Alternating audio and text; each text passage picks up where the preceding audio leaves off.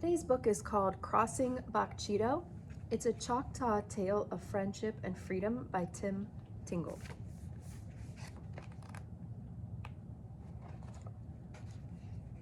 There is a river called Bachito that cuts through Mississippi. In the days before the war between the states, in the days before the Trail of Tears, Bachito was a boundary. On one side of the river lived the Choctaws, a nation of Indian people. On the other side lived the plantation owners and their slaves. If a slave escaped and made his way across Bachito, the slave was free. The slave owner could not follow. That was the law. One Sunday morning during this time, a Choctaw mama woke her daughter up. "Martha Tom, the sun has been up for 2 hours. Get up and put your dress on, you lazy little girl. I have a wedding to cook for today. Take this basket and fill it with blackberries. Now hurry back." When Martha Tom couldn't find blackberries on the Choctaw side of the river, she did something she'd been told never to do. She went crossing Bachito. The only way to cross Bachito in those days was a stone path just beneath the surface of the river. Only the Choctaws knew it was there, for the Choctaws had built it. When the river flooded, they built the stones up. When the river sank in times of drought, they built the stones down, always just beneath the muddy surface of the water. Martha Tom found a patch of blackberries on the slave side of the river. She filled her basket and then looked to the sky for the sun to lead her home. But it was cloudy and she was lost. Martha Tom thought she was approaching the river, but instead she was walking still deeper into the woods. She came upon a stump covered with grapevines. Before her lay a clearing filled with logs, rolled out as if they were benches. Martha Tom saw someone coming and dove into the vines. A skinny black man with a cane stepped out of the trees. While Martha Tom watched, he climbed onto the stump and called out, "We are bound for the promised land." What happened next would change Martha Tom's life forever. Though she saw no one, 100 voices came in reply like spirit voices whispering, "We are bound for the promised land." The old man called out again, "We are bound for the promised land." Once again she heard the voices, human voices this time. Closer and closer they came, calling, "We are bound for the promised land." The old man bowed his head and said, "Oh, who will come and go with me?" 100 slaves replied, stepping from behind the trees and rising up from the bushes where they were hiding. "We will come and go with you. We are bound for the promised land." It was the calling together of the forbidden slave church, deep in those Mississippi woods. The old man began to preach and the people began to sing. Martha Tom had never heard music like this before, but it touched her deeply. Then something else touched her on the shoulder. She looked up to see the biggest man she had ever seen, his chest so big it was about to pop his buttons off his shirt. "You're lost, little girl," he said in a deep voice that seemed to smile. "You're Choctaw from across Bachito." Martha Tom nodded. "What is your name, little girl?" "Martha Tom." "Well, Martha Tom, I'll get my son to take you back to the river. You can find your way home from there." "Little Mo," he called.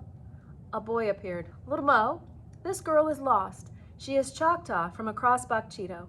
Take her to the riverbank and she can get home from there." "Daddy, I better not do that," Little Mo said. "The men from the plantation house told us if children are seen playing near the river, our whole family will get in trouble." His father knelt down to Little Mo and said, "Son, son, it's about time you learned. There is a way to move amongst them where they won't even notice you. It's like you're invisible. You move not too fast, not too slow, eyes to the ground. Away you go. Now give it a try and get this little girl home." Well, it sounded like a fun game to play, so Little Mo took Martha Tom by the hand and off they went, just as Little Mo's daddy had taught him, not too fast, not too slow, eyes to the ground, away you go. They skirted the plantation house and walked right in front of the porch where the owners were doing their sipping and sighing that Sunday morning, but no one paid them any mind. "We must be invisible," thought Little Mo. They soon arrived at the river and it was Martha Tom's turn to lead. She took Little Mo to the path, but he couldn't see the stones beneath the muddy water. "This will be a fun game to play," she thought. She walked 5 paces back to get a good running start, then leapt to the river. Little Mo reached out to grab her dress as she flew by to keep her from drowning. When Martha Tom landed in the river, she stood up. "Little girl, what kind of witch are you?" Little Mo cried. Martha Tom laughed. "I'm not any kind of witch. You can do it too. Come on." She took Little Mo by the hand, and together the two of them went crossing Bachito to the Choctaw side. Even before they stepped from the stones to the earth, Little Mo heard the sound of chanting. He thought it must be the heartbeat of the earth itself. It was the old men calling the Choctaws to the wedding ceremony. Martha Tom and Little Mo looked down the street of log homes as Choctaw women stepped out of every doorway. Their white cotton dresses skimmed the ground, and their shiny black hair fell well below their waists. The women formed a line and began a stomp dance to the beat of the chanting, gliding to a clearing at the end of town. When they reached the clearing, they formed 2 circles, the women and the men, and the wedding ceremony began. The old men began to sing the old wedding song. It is still sung today in Mississippi and Oklahoma, just as they sang it then. Way hey ya hey ya, you a hey ya, you a hey ya hey ya, way hey ya hey ya, you a hey ya, you a hey ya, a hey ya. Little Mo had never heard music like this before, but it touched him deeply. Then something else touched them both, on the shoulder. It was Martha Tom's mother. Little girl, you have been crossing Bachito. Now I'm not mad at him, but you take him back to the river and come right back and give me those blackberries. You are in for it now." Martha Tom knew her mother could cackle like a mad crow on the outside, while inside she would coo like a dove with love for her daughter. She took Little Mo to the river and showed him how to cross on his own, and so began a friendship that would last for years. Every Sunday morning, Martha Tom would cross Bachito on her way to church. She sat with Little Mo's family now. She listened to the preaching and she sang the songs in English. Then every evening she would sing them in Choctaw as she went crossing Bachito on her way home. Then one day trouble came. It always does, in stories or in life, trouble comes. There was a slave sale and 20 slaves were sold. They were to leave for New Orleans the very next day before sunrise. The men from the slave households were called together to listen to the names being read. Little Mo's mother was on that list. As he walked home, Little Mo's father wondered how to tell his family what had happened. He decided to let them have their last meal in peace. When the children stood to clear the table, he motioned for them to be seated. Feeling his knees grow weak, he said, "Your mother has been sold." What are you thinking at this point in the book? Turn and talk to a partner about your thoughts. "No," she cried. The tears seemed to squirt down her cheeks. The children looked at their parents and began to cry. They had never seen their mother and father like this. "This is our last evening together," he said. "Stop your crying. I want every one of you to find something small and precious, something to give your mother to remember you by, something she can hide, something they can't take away. Now get up and help your mother pack. You will not see her again." No one moved. Then Little Mo pulled his father's sleeve and said, "Daddy, there is a way we can stay together. We can go crossing Bachito. Martha Tom told me how." "Son, they'll have the dogs guarding the river tonight to prevent a crossing." "Daddy, we can go just like you taught me. Not too fast, not too slow. Eyes to the ground, away you go." "We'll be invisible, Daddy. We have to give it a try." For the first time that day, hope filled the father's heart. "You are right, son. We have to give it a try." He grabbed 7 burlap bags and gave one to each member of his family, saying, "Pack quickly, pack light, and pack for running. We may have to." They did pack quickly, they packed light, but they were not quick enough. The men in the plantation house saw them working late. They called for the guards with dogs and lanterns and guns, and they surrounded that little house. When Little Mo's daddy stood with his family around him, he looked out the back door and said, "We could go out that way. It would be dark and maybe safer, but this night's journey is not about darkness and safety. It's about faith. It's about freedom. We will go out the front door." And so they did.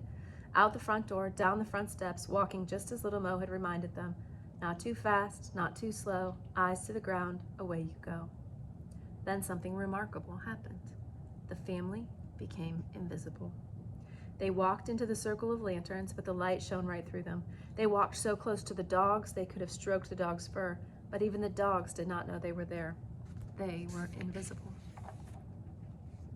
Soon they stood on the banks of the Bachito. Little Mo looked to the clouds covering the moon and said, "Daddy, I've never been here at night. I can't get us across." His father picked little Mo up and sat him on his hip till their faces almost touched. "Son, the hour is at hand. You know that we call you little Mo, but you know that is not your real name. Your real name is Moses. Now, Moses, get us across that water." Moses leapt down and ran to the river. He dipped his arms into the chilly waters till he found the stone path. Quick as a bird, he flew across the stones and burst into Martha Tom's home.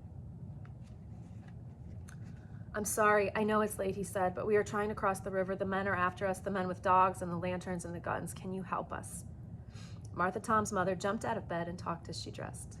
"Son, run to your family and hide them in the bushes near the path. Go now, run. You'll know when to come across. Go, I have work to do." She went to every home in that village, pushed open the doors, and called inside, "Women, put on your white dresses. Bring a candle and meet me at the river. We're having a ceremony tonight, the crossing kind." And so it came to pass. The guards stood on the slave side of the river with their dogs and lanterns and guns. Suddenly, they saw emerging from the white fog on the Choctaw side what looked to them like a band of angels. The angels carried candles that cast a halo glow in the fog around their faces. Rising from the bushes and coming to life in front of them, the guards saw 7 runaway slaves. They lifted their guns to fire. They never shot their guns that night, for stepping out of the band of angels, they saw the most beautiful little angel of them all. Her right hand held a candle, her left hand was outstretched, and she was walking on the water. Martha Tom was singing a song she had learned at the slave church, but now she sang it in Choctaw.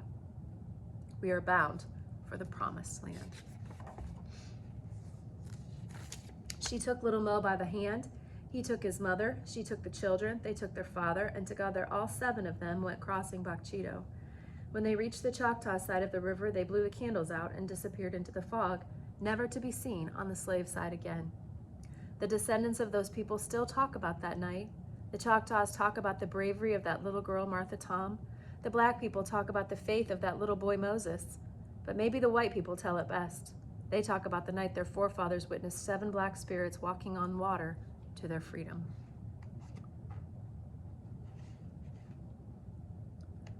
It's a pretty powerful story of people helping other people. Also a very dark time in our country's history and an interesting perspective on it. So we'll be talking about that a little bit today.